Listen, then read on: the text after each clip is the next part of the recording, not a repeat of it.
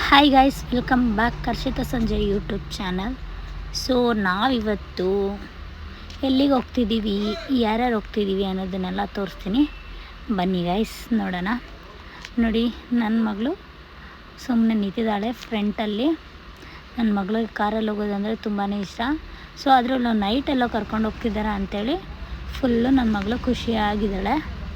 ಅದ್ರಲ್ಲಿ ಕೂಡ ಸಿಗ್ನಲ್ ಬೇರೆ ಬಂದುಬಿಡ್ತು. ಅವ್ಳು ಸಿಗ್ನಲಲ್ಲೆಲ್ಲ ನಿಂತ್ಕೊಳ್ಳೋ ಅಷ್ಟು ಪೇಷನ್ಸ್ ಇಲ್ಲ.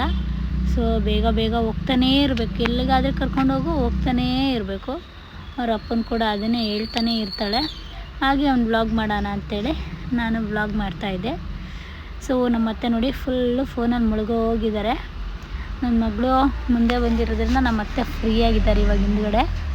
ಯಾಕೆಂದರೆ ಅವಳು ತೀಟೆ ಮಾಡ್ತಾನೆ ಇರ್ತಾಳೆ, ನೋಡ್ಕೋಬೇಕಲ್ಲ. ಸೊ ಅದರಿಂದ ಫ್ರೀ ಆಗಿದ್ದಾಗ ಸ್ವಲ್ಪ ಆರಾಮಾಗಿರ್ತಾರೆ. ಸೊ ನನ್ನ ಮಗಳು ಕೂಡ ಮುಂದೆ ಬಂದು ಆಟಾಡ್ತಾಯಿದ್ಲು.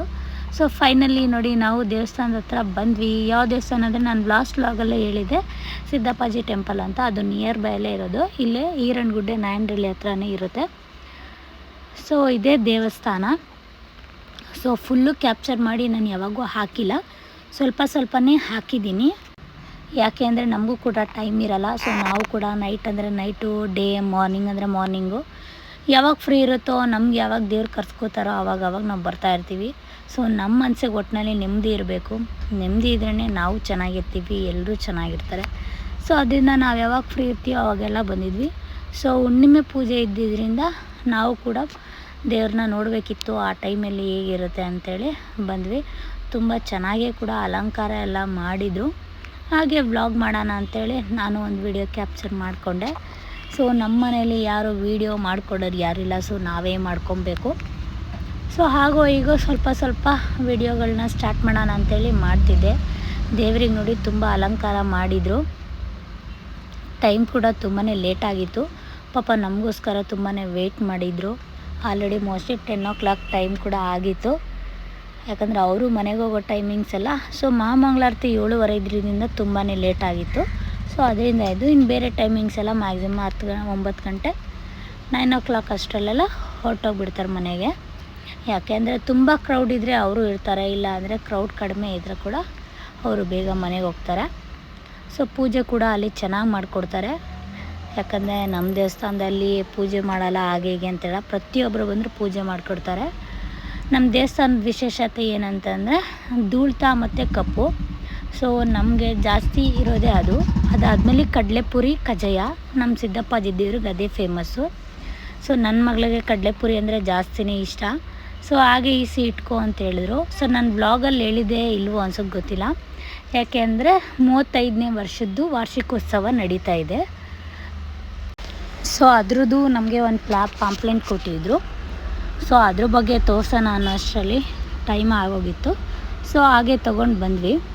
ಸೊ ನಮ್ಮ ಮನೆಯವರು ಕೂಡ ಹಾಗೆ ನನಗೆ ಡ್ರೈವ್ ಮಾಡಿ ಸಾಕಾಯಿತು, ನೀನು ಸ್ವಲ್ಪ ತೋರಿಸು ಅಂತ ಹೇಳಿ ಕೊಟ್ಟರು. ಸೊ ನನಗೂ ಕೂಡ ಅಷ್ಟಾಗಿ ಓಡ್ಸೋಕ್ಕೆ ಬರಲ್ಲ. ಸೊ ಕಲ್ತ್ಕೊಂಡಿದ್ದೀನಿ, ಪರವಾಗಿಲ್ಲ. ಸೊ ಯಾಕೆಂದರೆ ನಮ್ಮ ಮನೆಯವರಿದ್ದಾಗ ಓಡಿಸಿದ್ರೆ ಸ್ವಲ್ಪ ನನಗೆ ಧೈರ್ಯ ಜಾಸ್ತಿ, ಇಲ್ಲ ಅಂದರೆ ಭಯ. ಅವ್ರು ಹೇಳ್ತಾರೆ ಫ್ರೀಯಾಗಿದ್ದಾಗ ತೊಗೊಂಡೋಗಿ ಆರಾಮಾಗಿ ನೀಟಾಗಿ ಓಡಿಸು ಅಂತ. ಬಟ್ ಅಷ್ಟಾಗಿ ನಾನೆಲ್ಲೋ ಇಂಡಿವಿಜುವಲಾಗಿ ತೊಗೊಂಡೋಗಲ್ಲ. ಫ್ಯಾಮಿಲಿಯ ಜೊತೆನೇ ಹೋದಾಗ ಸ್ವಲ್ಪ ದೂರ ನಾನು ಸ್ವಲ್ಪ ದೂರ ಓಡಿಸಿ, ನಮ್ಮ ಮನೆಯವ್ರು ಸ್ವಲ್ಪ ದೂರ ಓಡಿಸ್ತಾರೆ. ಯಾಕೆಂದರೆ ನಮ್ಮ ಮನೆಯವರು ತುಂಬ ದಿನದಿಂದ ಹೇಳ್ಕೊಡು ಅಂತೆಲ್ಲ ಹೇಳಿ ಕಲ್ತ್ಕೊಂಡಿದ್ದೀನಿ. ಅದರಿಂದ ಓಕೆ ಫೈನ್, ಪರ್ಫೆಕ್ಟಾಗಿ ಓಡಿಸ್ತೀನಿ. ಸೊ ನಮ್ಮ ಮನೆಯವ್ರಿಗೆ ಸ್ವಲ್ಪ ಕೆಮ್ಮು ನೆಗಡಿ ಇದ್ದಿದ್ದರಿಂದ ನಾವು ಸ್ವಲ್ಪ ಹಾಸ್ಪಿಟ್ಲಿಗೆ ಅಂತ ಬಂದ್ವಿ. ಈ ಹಾಸ್ಪಿಟಲ್ ಬಂದು ತುಂಬಾ ಚೆನ್ನಾಗಿ ನೋಡ್ತಾರೆ ಡಾಕ್ಟರ್ ಕೂಡ. ಇದು ಲಗ್ಗೆರೆಯಲ್ಲಿರೋದು ಶಾರದಾ ಕ್ಲಿನಿಕ್ ಅಂತ.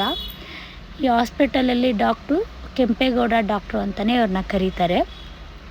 ಯಾಕೆಂದರೆ 2 o'clock ಆದ್ರೂ, ನೈಟ್ 2 o'clock ಆದ್ರೂ ತುಂಬ ಜನ ಇರ್ತಾರೆ. ಆಲ್ಮೋಸ್ಟ್ 5:30 to 2 o'clock ಇರೋದು ಟೈಮಿಂಗ್ಸು. ಸೊ ನಮ್ಮ ಮನೆಯವ್ರಿಗೂ ಕೂಡ ವೆಯ್ಟ್ ಮಾಡಿ ಮಾಡಿ ಮಾಡಿ ಸಾಕಾಯಿತು. ಹಾಗೆ ಮೊಬೈಲ್ ನೋಡಿಕೊಂಡು ತುಗುಡಿಸ್ತಾ ಇದ್ದಾರೆ ನೋಡಿ.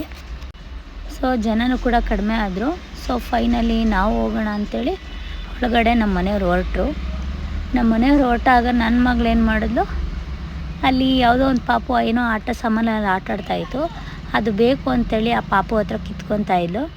ಸೊ ಮಕ್ಕಳು ಅಂದರೆ ಆಟ ಸಾಮಾನು ಎಷ್ಟಿದ್ರೂ ಸಾಕಾಗೋದೇ ಇಲ್ಲ. ಸೊ ಅಲ್ಲಿ ಜಾತ್ರೆ ನಡೀತಿತ್ತಂತೆ, ಆ ಪಾಪು ತೊಗೊಂಬಂದೈತೆ. ಆ ಪಾಪುನೂ ಕೊಡೋಕ್ಕೆ ರೆಡಿ ಇಲ್ಲ, ನನ್ನ ಮಗಳೂ ಬಿಡೋಕ್ಕೆ ರೆಡಿ ಇಲ್ಲ ಅನ್ನಂಗಾಗಿತ್ತು.